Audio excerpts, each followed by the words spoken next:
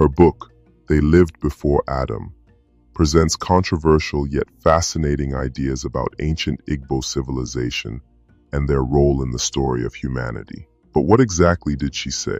And why does her message still spark debates today? Oh, we've got your ass. We've got your ass now. A few decades ago, one woman captured the world with a bold claim about Igbo land. That woman was Professor Acholonu, the Nigerian scholar, writer, and cultural researcher whose groundbreaking research challenged the world to rethink Igbo land's place in history. I believe every Nigerian, especially the Igbos, should watch this video. And I am surprised the video was not widely distributed because it's not new. Catherine Acholonu, who was selected as a Fulbright scholar by the US government in 1990 and was the special advisor to the Nigerian president on arts and culture in the early 2000s, died in March 2014. Titled The Gram Code of African Adam, Stone Books and Cave Libraries, Reconstructing 450,000 Years of Africa's Lost Civilizations, published in 2005. Together, these two books make up a total of about 1,150 pages. To underscore its importance, the Gram Code of African Adam, when it was published, was presented to the world on the 25th of September 2005 by the then President of the Federal Republic of Nigeria, Chief Olusegun Obasanjo, represented by the Minister of Culture and Tourism, Ambassador Frank Ogbewu. I am here on the invitation of the Harlem Book Fair, the largest black book fair in the world, to present our new book, They Lived Before Adam. Its findings, the prehistoric origins of the Igbo, they never been ruled. Alternative title is The Igbo Since 1.6 Million BC. Two things mark out our work as a new and, as some say, groundbreaking addition to scholarship. The first is the discovery and transcription of lost stone writings of prehistoric Africans.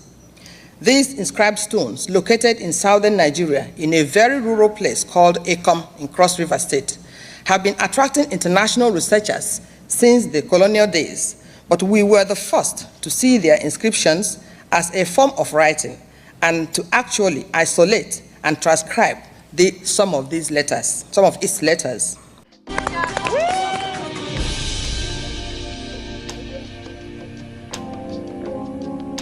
Wait a damn minute.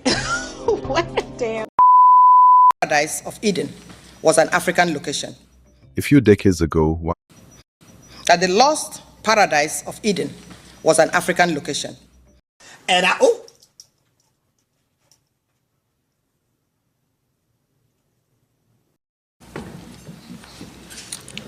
I'd like to first of all address the significance of the work we have done, the research we have done. We believe that our findings have expanded the parameters of knowledge. We believe that our findings call for another look at the history of mankind. We believe that it is important that history be rewritten so that Africa's place, Black Africa's place in it, will be ensured. The contributions of Black Africans towards the making of world civilizations are what our findings are about. I stand here today not just as myself alone, but as head of a research team set up in 2004 under the auspices of the United Nations Forum of Arts and Culture Nigeria. The United Nations Forum of Arts and Culture is a program of the Global Secretariat of the UNCCD, of which I happen to be the Nigeria representative and Goodwill Ambassador. This research team has in it personalities such as Dr. Ajay Prabhakar, an Indian software technology engineer and specialist of the United Nations Forum of Arts and Culture. Ms. Nneka Ebuna, a senior culture officer in UNESCO Nigeria. Honorable Edi Olumba, an applied arts specialist and a distinguished alumnus of Manhattanville College, Purchase, New York, the Art and Culture Consultant of United Nations Forum of Arts and Culture. These are a few of those I will name among our research team. I myself am a professor of linguistics and African cultural studies, a former Fulbright scholar at the Westchester Consortium for International Studies, and visiting professor at Manhattanville College, Iona College, College of New Rochelle, Marymount College, all in New York State. The Leap Before Adam is my 16th published book, and the second in a series which are the result of this research project, which originally began in 1990, 19 years ago in the state of New York, and precisely on the campus of Manhattanville College. Therefore, on behalf of my co-authors and co-researchers and myself, we express our gratitude to the U.S. State Department, to the Fulbright Organization, and to the Westchester Consortium for International Studies for the support I received between 1989, when I discovered and published the Igbo roots of African slave author and American slave author, Olaudah Equiano, also called Gustavus Vassa, and 1991, when these institutions I've mentioned granted me the honor of enjoying their hospitality and support as U.S. international visitor and as a Fulbright scholar in residence here in New York. The Leap Before Adam is the sequel to another work titled The Gram Code of African Adam, Stone Books and Cave Libraries, reconstructing 450,000 years of Africa's lost civilizations, published in 2005. Together, these two books make up a total of about 1,150 pages. To underscore its importance, the Gram Code of African Adam, when it was published, was presented to the world on the 25th of September 2005 by the then President of the Federal Republic of Nigeria, Chief Olusegun Obasanjo, represented by the Minister of Culture and Tourism, Ambassador Frank Ogbewu. I am here on the invitation of the Harlem Book Fair, the largest black book fair in the world, to present our new book, The Leap Before Adam. Its findings, the prehistoric origins of the Igbo, the never been ruled. Alternative title is The Igbo since 1.6 million BC. Two things mark out our work as a new, and as some say, groundbreaking addition to scholarship. The first is the discovery and transcription of lost stone writings of prehistoric Africans. These inscribed stones, located in southern Nigeria in a very rural place called Ekom in Cross River State, have been attracting international researchers since the colonial days, but we were the first to see their inscriptions as a form of writing and to actually isolate and transcribe some of its letters. Another series of stone inscriptions called Ogam, found in Ireland, which many linguists have been struggling with for decades, were also transcribed by our team into an African language still spoken today in Nigeria. In fact, some Ogam inscriptions were found in West Virginia in USA. What we have found in the case of the inscribed monolith of southeastern Nigeria, the monolith of Ekom, is that they contain two letters that were the foundation of Proto-Cuneiform, a writing system used in Mesopotamia or Sumer before 4000 BC. The letters in question are the letter Ki and the letter Shi, the first and the last of the Old Sumerian orthography. We also found some basic letters of early Egyptian hieroglyphics, such as the letters R and the letters N on the stones of Ekom. But the majority of the letters on the stones are from a Dravidian Indian language called Malayalam, as well as symbols now recognized as universal due to the fact that they now form the root of most cultures, religions, and sciences in the world. These include the cross, the spiral, the triangle, the circle, the concentric circle, and every other known geometric shape. The antiquity of the stones and the fact that they were discovered in the virgin forest, where many were buried underground, shows that they were indigenous and that they belong to the twilight days of human history, prehistory indeed. Oral tradition of the natives of Ekom say that the inscriptions were executed by the Stone Age people, the first humans to inhabit the area, and that they were invented by the first mother of humankind. They call this first mother Shisha, and say that she was the first woman to have born a child by pregnancy, and that her first child was a boy through whom sin and death came into the world. The monolith dedicated to her in Akom bear the name Shishe, just like the oral tradition, written in an orthography that includes Proto-Cuneiform, that is Sumerian Proto-Cuneiform, Proto-Canaanite, Dravidian Malayalam, and others. Her Akom name Shishe is the same Hebrew name which Adam called Eve in the biblical story of creation. Her eyes and mouth form the Canaanite Hebrew letter Ayin, which is the first and highest sephira in the Hebrew Kabbalah. It represents the no thing, the infinite, the ineffable God. There are over 300 of these stones in Akom, Nigeria. Another thing that marked a turning point in our research was the discovery by a team of archaeologists of the University of Nigeria in Nsukka of early Stone Age hand axes and other stone implements belonging to the time zone of 1.6 million BC to 500,000 BC. The archaeologists, Professor F.N. Anozie, Professor J.O. Ijoma, and others working with some British faculty members of the Department of Archaeology, University of Nigeria in Nsukka in the 70s, discovered several lorry loads of non-polished as well as polished hand axes, picks, and other implements in a place called Ugwele in the zone of Okigwe in southeastern Nigeria. Their conclusion, published in a number of local journals at the time, that the Okigwe home of Homo erectus, or Nigerian early man, was the one-stop shop, the warehouse that supplied survival tools to all pockets of Homo erectus habitation worldwide. For us, this means that it was from Okigwe, prehistoric Nigeria, that the out of Africa migrations of early man took off to populate the 5 continents of the globe.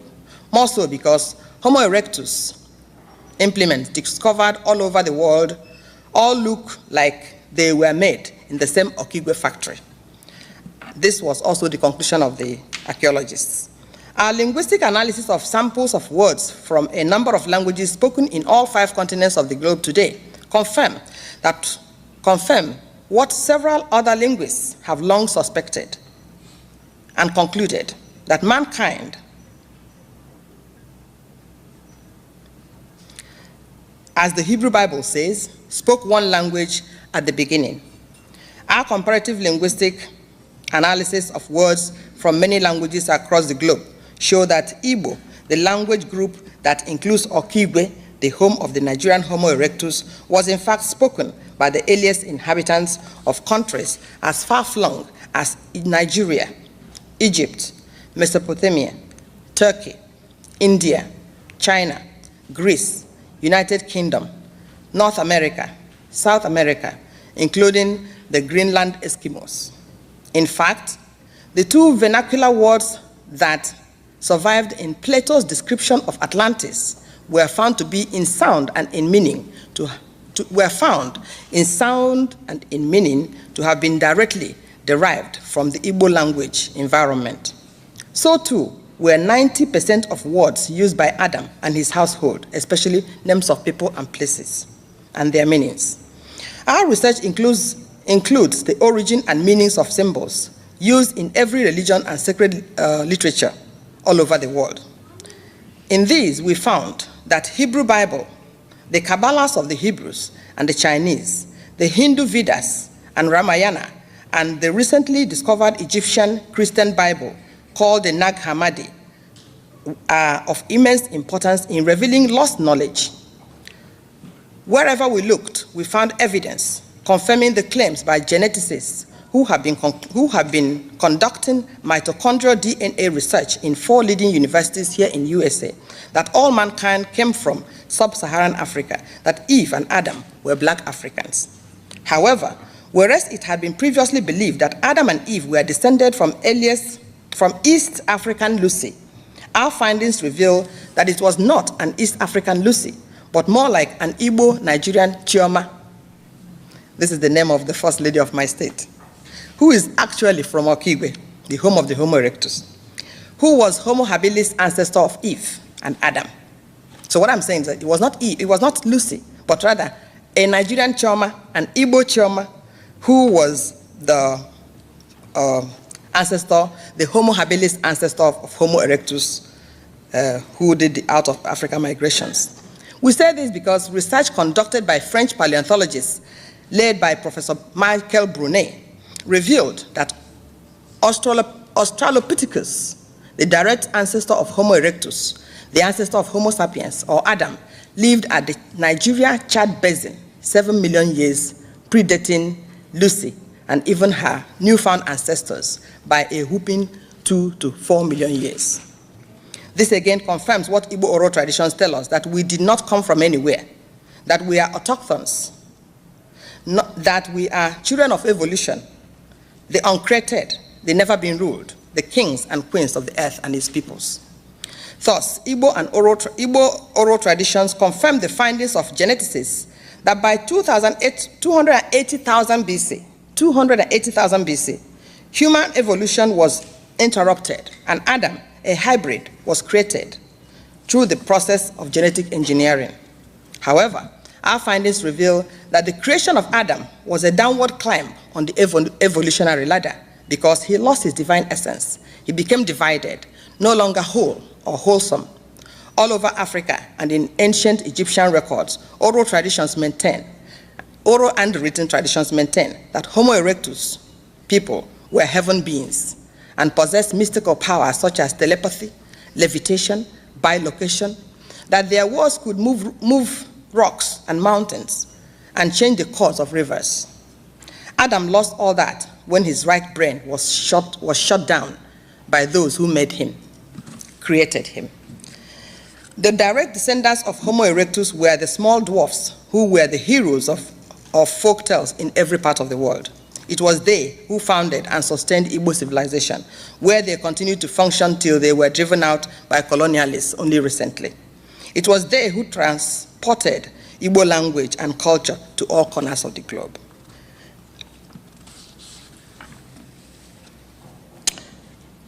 Therefore, we say that the things falling apart, which you read about in Chinua Achebe's Things Fall Apart, to whom this publication, The Live Before Adam, is dedicated, refers to the falling apart not only of the Igbo of the colonial period, but of the prehistoric Igbos, the ancestors of mankind.